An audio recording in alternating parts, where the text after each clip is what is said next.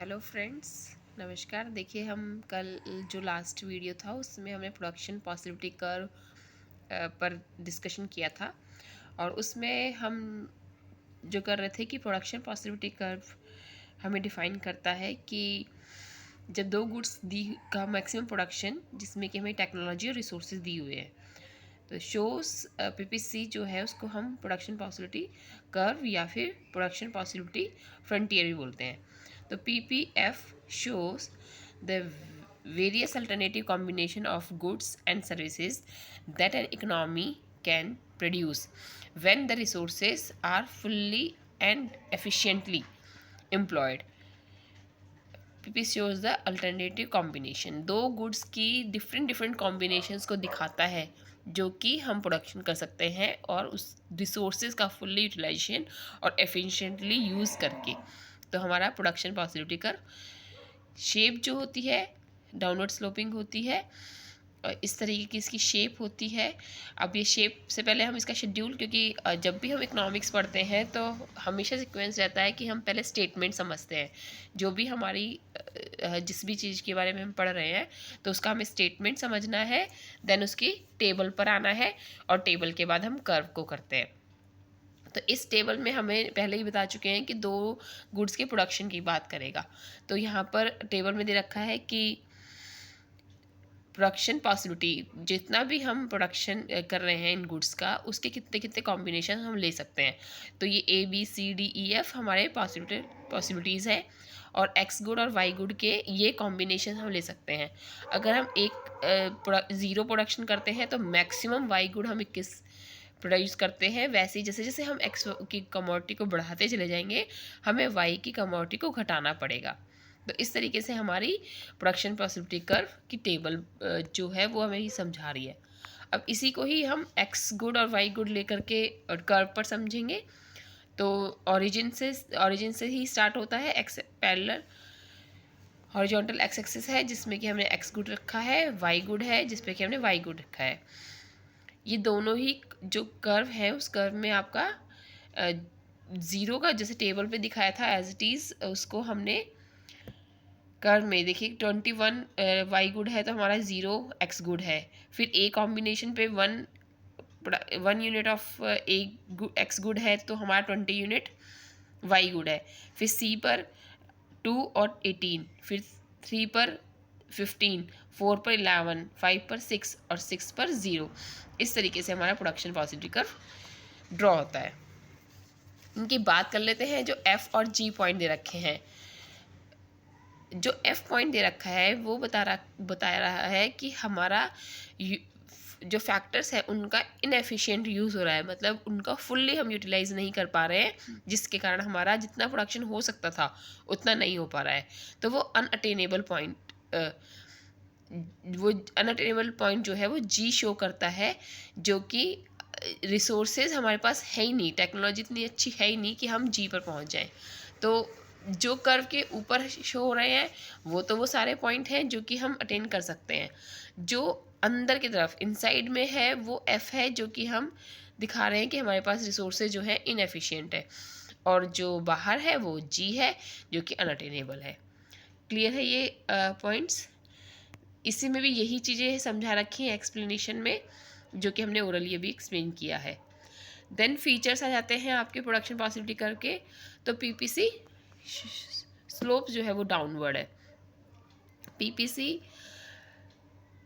Downward है from left to right because under the condition of full employment of resources production of one good can be increased only after sacrificing production of some quantity of other good.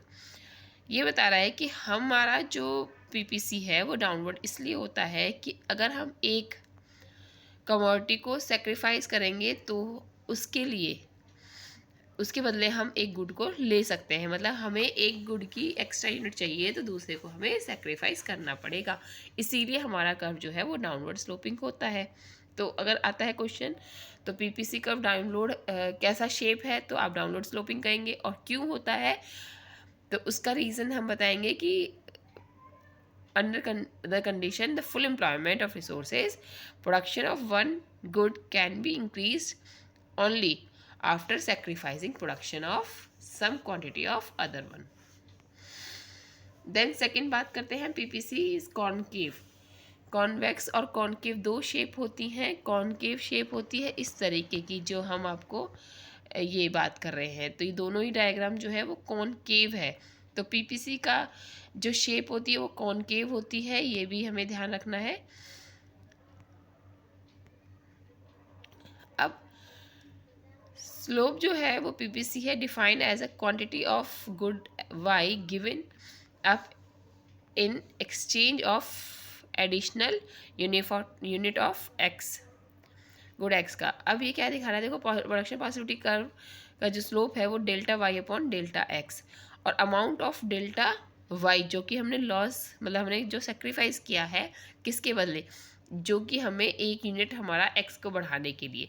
तो MRT marginal opportunity cost, यानी कि हम एक unit को sacrifice करेंगे तो उसके बदले हमें कितना गेन करें, या फिर एक को गेन करने के लिए हमें कितना सेक्रीफाइस करना पड़ता है, ये हमारा कॉनकेव शेप दिखाती है. इसी मार्जिनल अपॉर्चुनिटी कॉस्ट को ही हम मार्जिनल ऑफ ट्रांसफॉर्मेशन भी कहते हैं. तो स्लोप जो है वो MRT है, जो स्लोप है पीपीसी का वो MRT है, मार्जिनल ऑफ ट्रांसफॉर्मेशन. नेक्स्ट हमारी बात चलती है शिफ्टिंग, मतलब हमारा प्रोडक्शन पॉसिबिलिटी का राइट वर्ड शिफ्ट होता है, लेफ्ट वर्ड शिफ्ट होता है, और पूरा ही शिफ्ट होता है. तो ये किन कारणों से होता है, तो शिफ्टिंग का मतलब होता है अपनी प्लेस से जैसे उसका शिफ्ट होना, यानी कि उसका कर्व जो है कुछ कारणों से हो सकता है, जैसे रिसोर्सेज बढ़ गए हों, या टेक्नोलॉजी में इम्प्रूवमेंट आया हो, रिसोर्सेज की अवेलेबिलिटी कम हो गई हो, तो ये आपका अपवर्ड और डाउनवर्ड शिफ्टिंग होने के रीज़न होते हैं. तो वन बाय वन हम करते हैं कि हमारा जो पहले पीपीसी कर्व दिखाई रहा है, पी डैश दिखा रहा है कर्व में, और उसके बाद इकोनॉमिक ग्रोथ अगर होती है तो कौन सा हो जाएगा, P1 से P1 डैश हो जाएगा. तो ग्रोथ हमें हो गई है तो हमारा राइट वर्ड शिफ्ट हो जाएगा. अगर हमारी इकोनॉमी में टेक्नोलॉजी इम्प्रूवमेंट के कारण ग्रोथ हुई है तो प्रोडक्शन पॉसिबिलिटी का राइट वर्ड शिफ्ट हो जाएगा, जो कि हमने P1 डैश से दिखाया है. वही हमारा अगर प्रोडक्शन कम होता है, टेक्नोलॉजी वर्स हो गई है किसी और कारण से, तो हमारा P2 डैश हो जाता है. देन आप लेफ्ट में सब देखिए कि हमारा क्या दिखा है कि हमारा इकोनॉमी में सिर्फ एक्स गुड का ही प्रोडक्शन बढ़ा है, जो वाई गुड है उसका प्रोडक्शन कांस्टेंट है. तो एक्स की तरफ ही हमारा पीपीसी कर्व का मूवमेंट हुआ है. यहाँ पर जो सेकंड है जो वाई गुड का है उसकी तरफ ट्रांसफ़र हुआ है, जबकि एक्स जो है वो कांस्टेंट है. तो प्रोडक्शन पॉसिबिलिटी कर्व जो है वो पूरी तरफ से भी शिफ्ट हो सकता है, और ये भी हो सकता है कि सिर्फ एक्स गुड का प्रोडक्शन बढ़े या सिर्फ वाई गुड का प्रोडक्शन बढ़े, क्योंकि जो टेक्नोलॉजी है वो आपकी किस प्रोडक्ट को बढ़ाने का इम्प्रूव हुआ है, तो उस पर भी डिपेंड करता है हमारा चेंज होना. देन अब थोड़ा बात कर लेते हैं अपॉर्चुनिटी कॉस्ट के बारे में. तो हम अपॉर्चुनिटी कॉस्ट जो है वो defined as the cost of alternative opportunity given up और द सफर्ड. यानी कि हम बात करते हैं कि जो हमारी अपॉर्चुनिटी कॉस्ट होती है नेक्स्ट बेस्ट अल्टरनेटिव की, इसमें हम बात करें नेक्स्ट बेस्ट अल्टरनेटिव क्या होगा. अगर हमने एक कुछ अमाउंट ऑफ एक्स छोड़ा है, या कोई भी कमोडिटी हम छोड़ रहे हैं, तो यहाँ पर हम क्या छोड़ रहे हैं, वाई गुड को छोड़ रहे हैं, और किसको लेने के लिए, एक्स गुड को लेने के लिए. तो यहाँ पर क्लोथ एक्स गुड की तरफ लिखे हुए हैं एक्स एक्सेस पर, और जो वाई है उसमें फूड लिखा है. तो बताया गया है कि हमने सी को यानी क्लोथ को बढ़ाने के लिए फूड को सेक्रीफाइस किया है. तो एक यूनिट को हमें बढ़ाना है तो हम डेल्टा एफ को सेक्रीफाइस करेंगे. तो अपॉर्चुनिटी कॉस्ट दिखाती है हमारी नेक्स्ट बेस्ट अल्टरनेटिव. यही चीज़ें थोड़ा सा डिटेल में दे रखी हैं, एक बार रीड आउट कर लोगे तो जो ओरली समझाया है वो पूरा क्लियर हो जाएगा. Marginal opportunity cost also transformation curve. Transformation curve पे क्योंकि हम जब उसकी ट्रांसफॉर्मेशन उसकी जब हम बताते हैं कि एक्स को लेने के लिए वाई को कितना सेक्रीफाइस करेगा, तो मार्जिनल अपॉर्चुनिटी कॉस्ट से ही हम शो करते हैं, जिसको कि हम मार्जिनल रेट ऑफ ट्रांसफॉर्मेशन भी कहते हैं। तो रेशियो है number of units of a good sacrificed to produce one additional unit of the other good. जो भी हमको सेक्रीफाइस करना है, सेक्रीफाइस हम कर रहे हैं दूसरी अल्टरनेटिव यूज़ को लेने के लिए, अल्टरनेटिव कमोडिटी को लेने के लिए, यानी एक को छोड़ना है और दूसरा लेना है हमें। यहाँ पर इसी चीज़ को प्रोडक्शन ऑफ गुड एक्स और प्रोडक्शन ऑफ गुड वाई, तो वही एग्जांपल है 0 to 20, 21, 19 to 17। तो वाई गुड और एक्स गुड का ratio delta Y upon delta X कि हमें कितनी कमोडिटी सेक्रीफाइस करनी पड़ रही है लेने के लिए, एक्स गुड को लेने के लिए।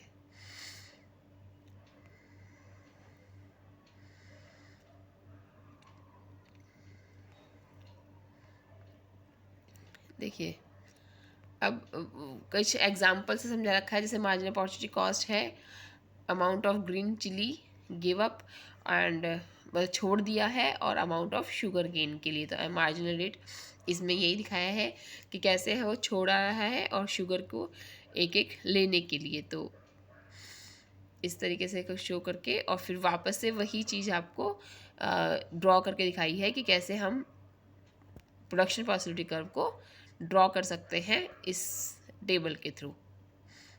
जैसे 6 है तो उसमें 1 फिर 2 फिर 3 इस तरीके से हमारी कमोडिटी बढ़ती चली जाती है। Then opportunity margin increasing marginal opportunity cost, decreasing marginal opportunity cost and constant marginal opportunity cost. Increasing जब है हमारा तो हमारा शेप जो है वो कॉन्वेक्स है, कॉनकेव है। जो फर्स्ट हमारा डायग्राफ दिखा रहा है उसमें डायग्राम में दिखा रहा है कि हमारी इंक्रीजिंग मार्जिनल अपॉर्चुनिटी कॉस्ट कैसी है, कॉनकेव। जबकि अगर डिक्रीजिंग होती है तो हमारा जैसे जो शेप बनता है इस शेप को हम कहते हैं कॉन्वेक्स। तो यहाँ पर हमारा जो MRT है वो इंक्रीजिंग है, तो हमारी जो PPC की शेप होती है वो भी कैसी होती है, डाउनवर्ड। सेकंड जो डायग्राम दिखा रहा है उसमें आपका दिखा रहा है डिक्रीजिंग MRT, और थर्ड वाले में आपका दिखा रहा है कांस्टेंट MRT। तो डिफरेंट MRT की फॉर्म में आपको एक्सप्लेन कर रखा है, इंक्रीजिंग, डिक्रीजिंग एंड कांस्टेंट। यहाँ पे कांस्टेंट का एग्जांपल देकर के समझाया है। Production possibility curve and economic problem.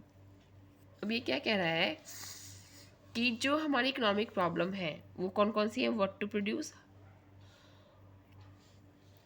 How much to produce, full utilization of resources, economic efficiency, economic growth. तो फर्स्ट कह रहा है व्हाट टू प्रोड्यूस।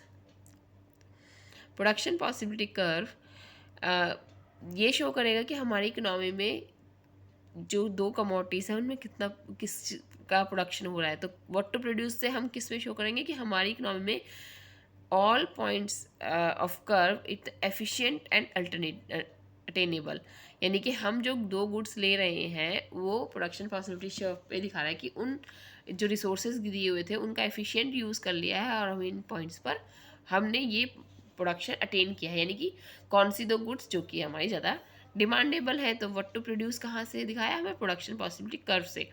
और हाउ मच टू प्रोड्यूस की, हाउ मच यानी कि उसके जो एफिशिएंट पॉइंट है उस पर वो पहुंच गया है, यानी कि हाउ मच उन्होंने कितना प्रोडक्शन किया जितना कि वो एफिशिएंट यूज़ करके उन रिसोर्सेज का कर सकते थे। देन हाउ टू प्रोड्यूस, तो टेक्नोलॉजी गिवन होती है, उस टेक्नोलॉजी का हमें ये देखना है कि हमारे पास रिसोर्सेज जो है वो रिसोर्सेज लेबर इंटेंसिव है और कैपिटल इंटेंसिव है। तो उसी के अकॉर्डिंग हमें लेबर इंटेंसिव टेक्नोलॉजी यूज़ करनी है या फिर कैपिटल इंटेंसिव करनी है, तो उसी टेक्नोलॉजी से हमें प्रोडक्शन पॉसिबिलिटी कर्व पर अपना एफिशिएंट यूज़ करके टेक्नोलॉजी को, रिसोर्सेज को हमें प्रोडक्शन करना है। Then for whom to produce, for whom to produce में नेशनल लेवल पे बात करते हैं तो हम ये देखते हैं सोसाइटी की वेलफेयर का है, मैक्सिमम प्रॉफिट गेन करने का मोटिव है। तो according to their motive they decide the कि हमें क्या प्रोडक्शन करना है। अब उनकी कंट्री में पुअर लोग ज़्यादा हैं या फिर हमारे मीडियम क्लास है या हाई सोसाइटी है, तो अकॉर्डिंग टू डिमांड, जिन भी लोगों की डिमांड ज़्यादा है और उनका जो एस्पेक्ट है, जो ये मोटिव लेके चल रहे हैं वेलफेयर का है, तो वो फूड, क्लोथ, इन सब का प्रोडक्शन ज़्यादा करेंगे। तो इक्वल डिस्ट्रीब्यूशन हो, सोसाइटी का वेलफेयर हो, उसके अकॉर्डिंग उन्हें ये भी देखना है कि हमें प्रोडक्शन जो करना है वो किसके लिए करना है। देन हम बात करते हैं फुल यूटिलाइजेशन ऑफ रिसोर्सेज। जो हमारा इकोनॉमी है वो बात करती है कि हमारे इकोनॉमिक्स की डेफिनेशन भी हम सकते हैं। हम देखते हैं कि हमारा मेन मोटिव है कि जो रिसोर्सेज दे रखे होते हैं, स्केयर रिसोर्सेज हैं और उन स्केयर रिसोर्सेज का अल्टरनेटिव यूज़ है। तो that's why it is important कि हम उन रिसोर्सेज को फुल्ली यूटिलाइजेशन करें, और फुल्ली यूटिलाइजेशन करते हैं हम प्रोडक्शन पॉसिबिलिटी कर्व से। Economic efficiency, PPC, economic efficiency is produced. The aim of the economy wants to economically efficient is to be on the production possibility curve. Any point beyond the boundary of the curve is unattainable. ये बिल्कुल definition में आई थी कि हमारी economy में जितने resources दे रखे होते हैं, उन्हीं रिसोर्सेज की लिमिट के अकॉर्डिंग हम अपना प्रोडक्शन कर सकते हैं। वो पॉइंट नहीं अचीव कर पाएंगे जो कि हमारी टेक्नोलॉजी और रिसोर्सेज अलाउ नहीं करते। तो हमारे जो रिसोर्सेज है उनका ऐसा तो नहीं करना कि हमें इम्परफेक्ट यूज़ करना है, बट अनअटेनेबल पॉइंट यानी कि जो हमारी अप्रोच से बाहर है वो हम नहीं कर पाएंगे। इकोनॉमिक ग्रोथ, जो रिसोर्सेज हैं उन रिसोर्सेज से discovery of new stock of resources और N advancement in technology, the productive capacity of an economy increase, the economy can produce more good X and more good Y, then production possibility curve क्या होगा, हमारा rightward shift होगा और हमारा maximum use होगा resources का।